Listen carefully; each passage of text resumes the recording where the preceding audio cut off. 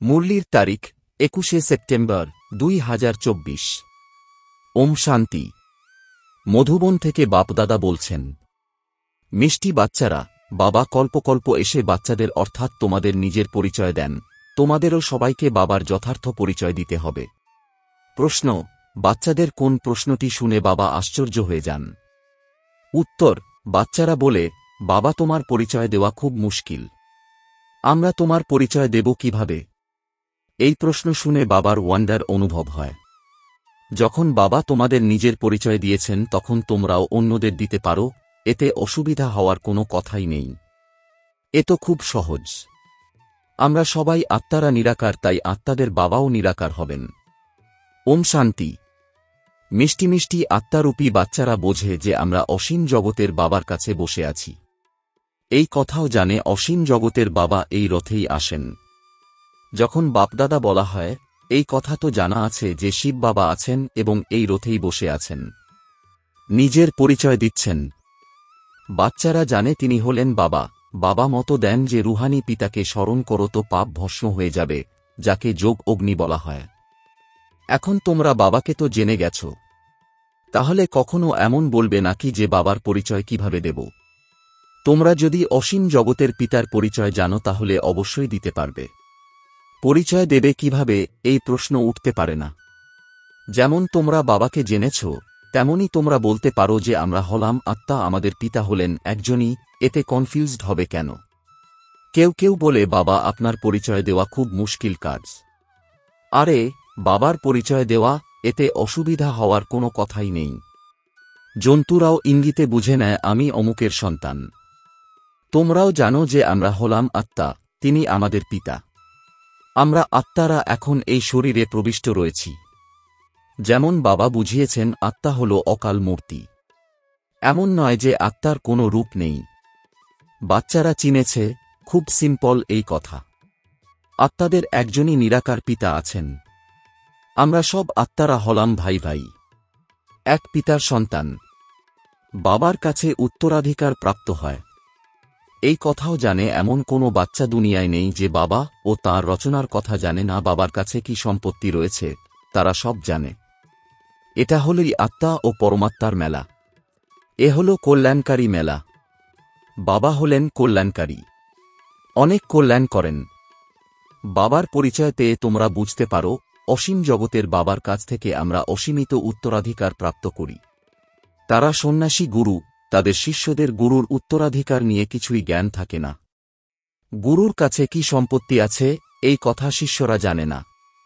তোমাদের বুদ্ধিতে তো আছে, তিনি হলেন শিব বাবা, সম্পত্তিও বাবার কাছে থাকে। বাচ্চারা জানে অসীমের পিতার কাছে সম্পত্তি আছে, বিশ্বের বাদশাহী স্বর্গ। বাচ্চারা, এই কথা তোমরা ছাড়া আর কারো বুদ্ধিতে নেই। লৌকিক পিতার কাছে কি সম্পত্তি আছে সেসব তার সন্তানরাই জানে। এখন তোমরা বলবে আমরা জীবিত অবস্থায় পারলৌকিক বাবার আপন হয়েছি, তাঁর কাছে কি উত্তরাধিকার প্রাপ্ত হয় শেষবো জানো? আমরা প্রথমে শূদ্র কুলে ছিলাম, এখন ব্রাহ্মণ কুলে এসেছি। এই নলেজ আছে যে বাবা এই ব্রহ্মা দেহে আসেন, তাকে প্রজাপিতা ব্রহ্মা বলা হয়। তিনি অর্থাৎ শিব তো হলেন সব আত্মাদের পিতা। এনাকে অর্থাৎ প্রজাপিতা ব্রহ্মাকে গ্রেট গ্রেট গ্র্যান্ডফাদার বলা হয়। এখন আমরা এনার সন্তান হয়েছি। শিব বাবার জন্য তো বলা হয় তিনি সর্বদা হাজির রয়েছেন। তিনি হলেন সর্বজ্ঞানী। এই কথাও তোমরা বুঝেছ যে তিনি কিভাবে রচনার আদিমধ্যান্তের নলেজ প্রদান করেন। তিনি হলেন সব আত্মাদের পিতা। তাঁর উদ্দেশ্যে নামরূপহীন বলা তো মিথ্যা। তাঁর নামরূপও মনে আছে। রাত্রিও পালন করা হয়, জয়ন্তী তো মানুষের হয়। শিব বাবার রাত্রি বলা হয়। বাচ্চারা বোঝে রাত্রি কাকে বলে। রাতে ঘোর অন্ধকার থাকে, অজ্ঞানতার অন্ধকার, তাই না? জ্ঞান সূর্য প্রকট হলে অজ্ঞান অন্ধকার বিনাশ হয়। এখনও এই গান গাওয়া হয় কিন্তু অর্থ কিছুই বোঝে না। সূর্যকে কবে প্রকট হয়েছে কিছুই বোঝে না। বাবা বোঝান জ্ঞান সূর্যকে জ্ঞান সাগরও বলা হয়। অসীম জগতের পিতা হলেন জ্ঞানের সাগর। সন্ন্যাসী, গুরু, গোঁসাই ইত্যাদি নিজেদের শাস্ত্রের অথরিটি ভাবে, সেই সব হল ভক্তি। অনেক বেদশাস্ত্র ইত্যাদি পড়ে বিদ্বান হয়। অতএব বাবা বসে আত্মারূপী বাচ্চাদের বোঝান, একেই বলা হয় আত্মা ও পরমাত্মার মেলা। তোমরা বুঝতে পারো যে বাবা এই রথে উপস্থিত আছেন। এই মিলনকেই মেলা বলা হয়। যখন আমরা ঘরে ফিরে যাই সেও হল মেলা। এখানে বাবা স্বয়ং বসে পড়াচ্ছেন। তিনি হলেন পিতাও, টিচারও। এই একটি পয়েন্ট ভালো রীতি ধারণ করো, ভুলে যেও না। এবার বাবা তো হলেন নিরাকার, তাঁর নিজস্ব শরীর নেই, তাই শরীর লোনে নিতে হয়। তাই নিজেই বলেন আমি প্রকৃতির আধার নিই। তা না হলে কথা বলবো কিভাবে? শরীর ব্যতীত তো কথা বলা যাবে না। অতএব বাবা এই শরীরে প্রবেশ করে আসেন, এনার নাম রাখা হয় ব্রহ্মা। আমরাও শূদ্র থেকে ব্রাহ্মণে পরিণত হয়েছি, তো নাম পরিবর্তন হওয়া উচিত। নাম তো তোমাদের রাখা হয়েছিল, কিন্তু তাতেও দেখো এখন অনেকেই নেই, তাই ব্রাহ্মণদের মালা থাকে না। ভক্তমালা ও রুদ্রমালার গায়ন আছে, ব্রাহ্মণদের মালা থাকে না। বিষ্ণুর মালা তো আছেই। প্রথম নম্বরে মালার দানাকে বলা হবে যুগল, তাই সূক্ষ্ম বতনে যুগল দেখানো হয়েছে। বিষ্ণুর রূপও 4 ভুজাধারী দেখানো হয়। 2টি ভুজ লক্ষ্মীর, 2টি ভুজ নারায়ণের। বাবা বোঝান আমি হলাম ধোপাও। আমি যোগ বলের দ্বারা তোমাদের অর্থাৎ আত্মাদের শুদ্ধ করি, তবুও তোমরা বিকারগ্রস্ত হয়ে নিজের শৃঙ্গার নষ্ট করো।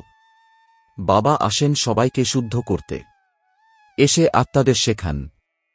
সুতরাং শেখানোর জন্য অবশ্যই এখানে থাকা উচিত, তাই না?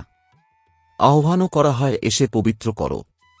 কাপড় ময়লা হলে তাকে ধুয়ে পরিষ্কার করা হয়। তোমরাও ডেকে বলো, হে পতিতপাবন বাবা, এসে পবিত্র করো।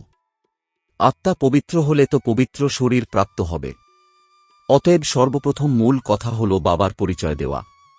বাবার পরিচয় কিভাবে দেবে, এই প্রশ্ন তো জিজ্ঞাসা করতে পারো না।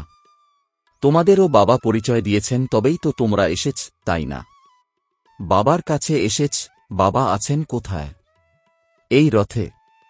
এ হল অকাল তক্ত। তোমরা আত্মারাও হলে অকাল মূর্তি।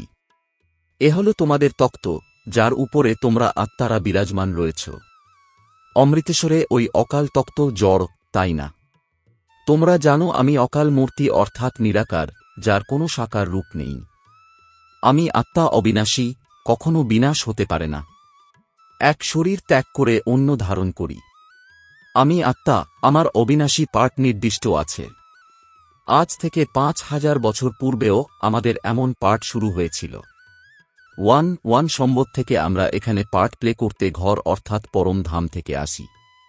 এটা হলেই 5000 বছরের চক্র। তারা তো লক্ষ বছর বলে দেয়, তাই অল্প বছরের সময়কাল চিন্তা করে না। অতএব বাচ্চারা এমন কখনো বলতে পারবে না যে আমরা বাবার পরিচয় কাউকে কিভাবে দেব।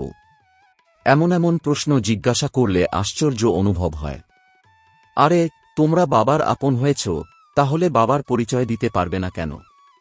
আমরা সবাই হলাম আত্মা, তিনি হলেন আমাদের পিতা। সর্বজনের সদগতি করেন। সদগতি কবে করবেন এই কথাও তোমরা এখন জেনেছ। কল্পকল্প, কল্পের সঙ্গম যুগে এসে সকলের সদগতি করবেন। তারা তো ভাবে এখনো 40,000 বছর বাকি আছে এবং আগেই বলে দেয় নামরূপহীন। এবারে নামরূপহীন কোনো কিছু হয় না। পাথর কাঁকড়েরও নাম থাকে, তাই না? তাই বাবা বলেন, মিষ্টি মিষ্টি বাচ্চারা, তোমরা এসেছ অসীম জগতের পিতার কাছে। বাবাও জানেন অসংখ্য বাচ্চা রয়েছে। বাচ্চাদের এখন সসীম আর অসীমেরও ওপারে যেতে হবে। বাবা সব বাচ্চাদের দেখেন, জানেন এদের সবাইকে আমি নিয়ে যেতে এসেছি। সত্যযুগে তো সংখ্যা খুব কম হবে। কতখানি ক্লিয়ার তাই চিত্র দিয়ে বোঝানো হয়। নলেজ তো খুবই সরল, যদিও স্মরণের যাত্রায় সময় লাগে। এমন পিতাকে কখনো ভুলে যাওয়া উচিত নয়। বাবা বলেন মামেকম স্মরণ করো তো পবিত্র হয়ে যাবে। আমি আসি পতীত থেকে পবিত্র করতে।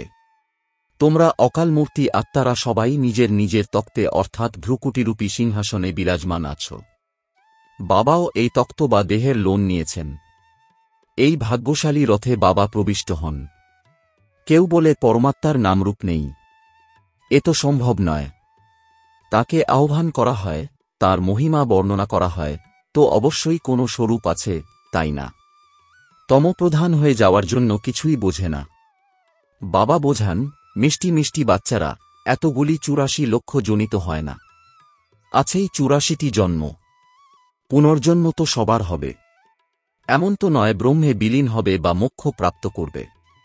এ হল পূর্ব নির্ধারিত ড্রামা, একটুও কম বেশি হতে পারে না। এই অনাদি অবিনাশী ড্রামা থেকেই আবার ছোট ছোট ড্রামা বা নাটক তৈরি করে, সেসব হল বিনাশী। এখন তোমরা বাচ্চারা অসীমের জগতে দাঁড়িয়ে আছো। তোমরা বাচ্চারা এই জ্ঞান অর্জন করেছ যে আমরা কিভাবে ৮৪ জন্মগ্রহণ করি। এখন বাবা বলেছেন এর আগে কেউ জানত না। ঋষিমুনিরাও বলতেন আমরা জানি না। বাবা আসেনি সঙ্গম যুগে এই পুরানো দুনিয়াটি পরিবর্তন করতে। ব্রহ্মা দ্বারা পুনরায় নতুন দুনিয়ার স্থাপনা করেন। তারা তো লক্ষ বছর বলে দেয়। লক্ষ বছর হলে তো পূর্বের কোনো কথাই মনে আসবে না। মহাপ্রলয় কখনোই হয় না। বাবা রাজযোগ শেখান, ফলে তোমরা রাজত্ব প্রাপ্ত কর। এতে সংশয়ের কোনো জায়গা নেই। তোমরা বাচ্চারা জানো প্রথম নম্বরে সবচেয়ে প্রিয় হলেন শিব বাবা, তারপরে নেক্সট প্রিয় হলেন শ্রীকৃষ্ণ। তোমরা জানো শ্রীকৃষ্ণ হলেন প্রথম প্রিন্স, নম্বর 1। তিনিই পরে ৮৪ জন্ম নেন। তাঁরই অন্তিম জন্মে আমি প্রবেশ করি। এখন তোমাদের পতিত থেকে পবিত্র হতে হবে। পতিতপাবন হলেন একমাত্র বাবা। নদী কখনো পবিত্র করতে পারে না। এইসব নদী সত্যযুগেও থাকে। সেখানে তো জল খুবই শুদ্ধ থাকে, আবর্জনা ইত্যাদি কিছুই থাকে না। এখানে তো কত ময়লা আবর্জনা পড়ে থাকে। বাবার দেখেছেন সেই সময় তো জ্ঞান ছিল না। এখন আশ্চর্য অনুভব করেন জল কিভাবে পবিত্র করতে পারে। অতএব বাবা বোঝাচ্ছেন, মিষ্টি বাচ্চারা, কখনো কনফিউজড হয়েও না যে বাবাকে কিভাবে স্মরণ করি। আরে তোমরা বাবাকে স্মরণ করতে পারো না। তারা হল গর্ভের সন্তান, তোমরা হলে মুখ বংশাবলী সন্তান। দত্তক সন্তানদের যখন বাবার কাছ থেকে উত্তরাধিকার প্রাপ্ত হয় তারা কি পিতাকে কখনো ভুলতে পারে? অসীম জগতের পিতার কাছ থেকে অসীমের সম্পত্তি প্রাপ্ত হয় তো তাঁকে ভুলে যাওয়া কি উচিত? লৌকিক বাচ্চারা পিতাকে ভুলে যায় কি? কিন্তু এখানে মায়ার অপোজিশন অর্থাৎ বিরোধিতা আছে। মায়ার যুদ্ধ চলে। সম্পূর্ণ দুনিয়া হল কর্মক্ষেত্র। আত্মা এই শরীরে প্রবেশ করে এখানে কর্ম করে। বাবা কর্মবিকর্মের রহস্য বুঝিয়ে দেন। এখানে রাবণের রাজ্যে কর্মবিকর্মে পরিণত হয়। স্বর্গে রাবণ রাজ্যই নেই, তাই কর্ম অকর্ম হয়ে যায়, বিকর্ম হয় না। এই কথা তো খুব সহজ। এখানে রাবণের রাজ্যে কর্মবিকর্ম হয়, তাই বিকর্মের দণ্ড ভোগ করতে হয়। এমন বলা হবে না যে রাবণ হল অনাদি। না, অর্ধকল্প রাবণ রাজ্য হয়, অর্ধকল্প রাম রাজ্য হয়। তোমরা যখন দেবতা ছিলে তখন তোমাদের কর্ম ছিল অকর্ম। এখন এ হল নলেজ। সন্তান যখন হয়েছ তখন পড়াশোনা তো করতেই হবে। ব্যাস, পড়াশোনার সময় ব্যবসা ইত্যাদির চিন্তন করা উচিত নয়। কিন্তু গৃহস্থে থাকতে হবে, ব্যবসা ইত্যাদিও করতে হবে। বাবা বলেন পদ্ম ফুলের মতন থাকো, তবেই এমন দেবতা রূপে পরিণত হবে, তাই না? সেই সব চিহ্ন বিষ্ণুকে দেওয়া হয়েছে, কারণ তোমাদের দিলে শোভা পাবে না। বিষ্ণুকে শোভা পায়। সেই বিষ্ণুর 2টি রূপ লক্ষ্মীনারায়ণ হবে। সেটা হল অহিংস পরম দেবী দেবতা ধর্ম। না সেখানে কোনো বিকারের কাম কাটারি থাকে, না থাকে কোনো লড়াই ঝগড়া। তোমরা ডবল অহিংসক হয়ে যাও। সত্যযুগের মালিক ছিলে তোমরা। নামই ছিল গোল্ডেন এজ। কাঞ্চন দুনিয়া। আত্মা ও শরীর অর্থাৎ কায়া দুই হয় কাঞ্চন। কাঞ্চন কায়া কে বানায়? বাবা। এখন তো হলো আয়রন এজ, তাই না? এখন তোমরা বলো সত্যযুগ পার হয়েছে। গতকাল সত্যযুগ ছিল, তাই না? তোমরা রাজত্ব করেছিলে। এখন তোমরা নলেজফুল হয়ে উঠছ। সবাই তো একরকম হবে না। আচ্ছা, মিষ্টি মিষ্টি প্রশিক্ষার্থী বাচ্চাদের মাতাপিতা বাপদাদার স্মরণসহ স্নেহসুমন আর সুপ্রভাত। আত্মিক পিতার আত্মিক বাচ্চাদেরকে জানাচ্ছি নমস্কার। ধারণার জন্যে মুখ্য সার। 1. আমি আত্মা অকাল সিংহাসনে অর্থাৎ তক্ষতে বিরাজিত, এই স্মৃতিতে থাকতে হবে। সসীম ও অসীমের ওপারে যেতে হবে, তাই সসীম জগতে বুদ্ধি লাগাবে না। 2. অসীম জগতের বাবার কাছ থেকে অসীম জগতের সম্পত্তি প্রাপ্ত হয়, এই নেশায় থাকতে হবে। কর্মবিকর্মের গতি জেনে বিকর্ম থেকে মুক্ত থাকতে হবে। পড়াশোনার সময় ব্যবসা ইত্যাদি থেকে বুদ্ধি যোগে ফ্রি রাখতে হবে। বরদান, শ্রীমতের লাগামকে টাইট করে মনকে বশ করতে পারা বালক তথা মালিক ভব। এর বিস্তার, দুনিয়ার মানুষ বলে যে মন হল ঘোড়া, যে অনেক তেজ গতিতে ছুটতে থাকে, কিন্তু তোমাদের মন এদিক ওদিক ছুটতে পারবে না, কেননা শ্রীমতের লাগাম মজবুত আছে। যখন মন বুদ্ধি সাইড সিনকে দেখতে থাকে তখন লাগাম ঢিলা হওয়ার কারণে মন চঞ্চল হয়। সেই জন্য যখনই কোনো পরিস্থিতি আসবে, মন চঞ্চল হবে, তখন শ্রীমতের লাগাম টাইট করো, তাহলে গন্তব্যে পৌঁছে যাবে।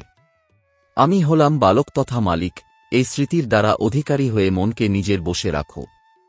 স্লোগান: সদা নিশ্চয় থাকো যে যা কিছু হচ্ছে সেটা ভালোই হচ্ছে, আর যেটা হতে চলেছে সেটা আরও ভালো হতে চলেছে, তাহলে অচল অনড় থাকবে। ওম শান্তি।